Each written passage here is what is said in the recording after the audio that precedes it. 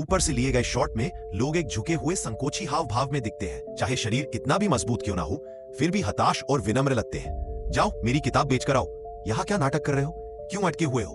बीच में खड़ा मुख्य पात्र दिखावे में तो तटस्थ लगता है, लेकिन रचना का हल्का सा झुकाव बताता है कि वह वास्तव में डगमगाया हुआ है। पीछे हटता कैमरा वातावरण और पात्रों का संबंध दिखाता है, जिससे समय और स्थान की निरंतरता उभरती है। हर घर में मुश्किलें होती है।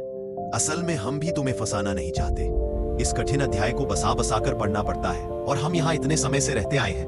पड़ोसियों से लगाव भी हो गया है, इसलिए यहाँ से जाना भी आसान नहीं। हालांकि वे कमरे के अंदर है, लेकिन कैमरे ने उन्हें यूं दिखाया है जैसे दरवाजे के बाहर खड़े हो, मानो 3 बेसहारा बच्चों की तरह। 3 गुरुजी।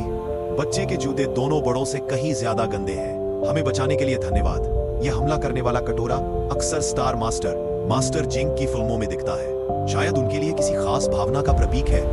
बाओजुपो जानती है कि उनका स्नेह सच्चा है, लेकिन अगर वह थोड़ी कठोर ना हो तो डर है कि अगर वे न गए तो पूरी बस्ती संकट में पड़ सकती है। तुम इतने पत्थर दिल क्यों हो? क्या तुम्हें लगता है कि थोड़ी बहुत मार्शल आर्ट सीखकर तुम अब जानवर नहीं रहे? ओहो हो। असल में जाओ जिलिंग पहली बार स्टार मास्टर जिंग के साथ काम नहीं कर रही थी। इससे पहले फिल्म ड्रैगन फ्रॉम चाइना में भी काम कर रही थी। सास को जवाब देना कोई पाप नहीं है। जो एक दिन खरगोश है वह सारी उम्र खरगोश ही रहेगा।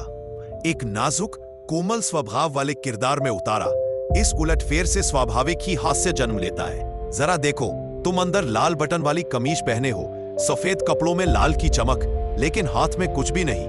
निर्देशक जाहिर तौर पर लाल रंग पर जोर दे रहे हैं। पीछे दंत चिकित्सक के कपड़ों पर लाल कढ़ाई का निशान भी।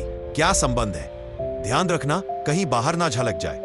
वह उस लाल कढ़ाई वाले पहचान चिन्ह की ओर झपटता है, और उसकी चीख मानो कहती है, मुझे जो पहचान दी गई है उसके नीचे जिम्मेदारी और अधिकार में भारी असमानता है।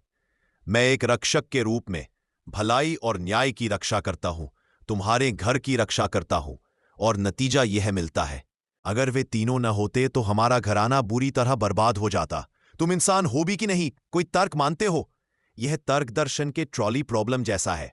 क्या 3 उपकार करने वालों को भगाया जाए ताकि पूरी बस्ती सुरक्षित रहे? यही निर्देशक द्वारा दर्शकों के लिए छोड़ा गया आत्म प्रश्न है। इस नैतिक प्रश्न का बाओजुपो सीधे जवाब नहीं दे सकती, इसलिए निर्देशक ने उसे रिएक्शन शॉट नहीं दिया, बल्कि उसे मुड़कर टालते हुए विषय बदलते दिखाया और बात किराए पर ले आई। अच्छा, तो मैं तुमसे तर्क की ही बात कर लेती हूं। तुम तीनों ने मुझे 3 महीने का किराया नहीं दिया। कुल मिलाकर 90 युआन निकालो। मुझे याद है उसने पहले कहा था कि कुली कयांग ने कई महीने का किराया बकाया किया।